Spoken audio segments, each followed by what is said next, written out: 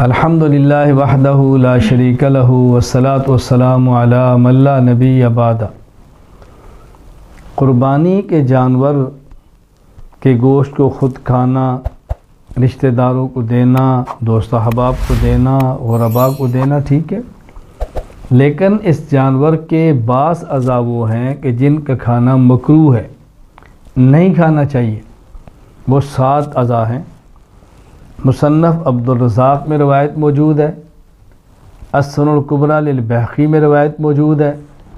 حضرت مجاہد فرماتے ہیں کان رسول اللہ صلی اللہ علیہ وسلم یکرہ من الشاة 7 الدم والحیاء والانثیین والغد والذکر والمسانۃ والمرارۃ، کہ رسول اکرم صلی اللہ علیہ وسلم نے 7 اعضاء کو کھانا ناپسند فرمایا ہے۔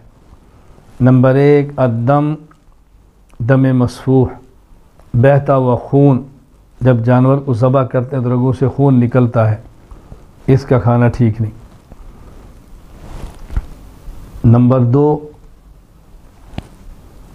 الحیاء، مادہ جانور کی شرمگاہ، مادہ جانور کی شرمگاہ، چھوٹے پیشاب کی جگہ۔ والانثیین، نر جانور کے خصیتین، ایک ہے نر جانور کا چھوٹے پیشاب کرنے کی جگہ، ایک ہے اس کے ساتھ جو 2 عضو ہیں جنہیں خصیتین کہتے ہیں، ان کا کھانا بھی مکروہ ہے۔ والغدہ، اور غدود، ان کا کھانا بھی مکروہ ہے۔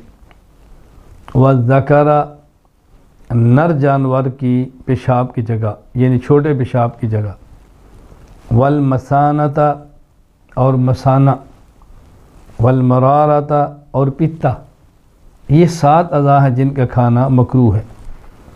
یا تھوڑی سی وضاحت سن لیں، یہ جو فرمایا غدود، اس غدود سے کیا مراد ہے؟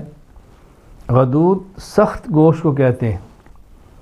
جانوروں میں بعض اوقات خون جم کر ایک گٹھلی سی بن جاتی ہے، کبھی کسی بیماری کی وجہ سے جلد اور گوشت کے درمیان سخت گوشت کا ٹکڑا بن جاتا ہے، اسی طرح کبھی ہڈیوں کے درمیان سخت ٹکڑا بن جاتا ہے، جسے اردو میں گلٹی اور گانٹھ بھی کہتے ہیں۔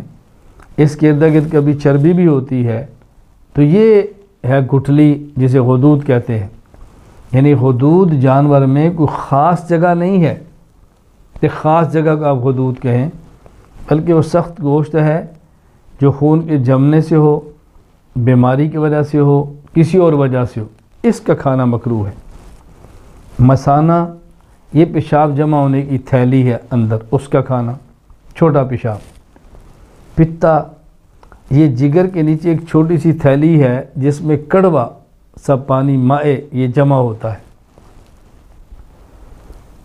دم مسفوح، اس کا تو قرآن کریم صاف حرمت علیکم المیتۃ والدم، صاف ہے دم مسفوح۔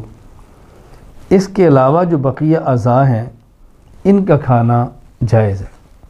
اوجری کھانا بھی درست ہے۔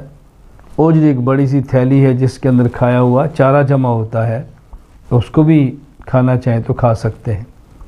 تو یہ بات سے نشین فرما لیں کہ ان 7 اعضاء کا کھانا مکروہ ہے، باقی پورے جانور کا استعمال کرنا کھانا یہ جائز ہے۔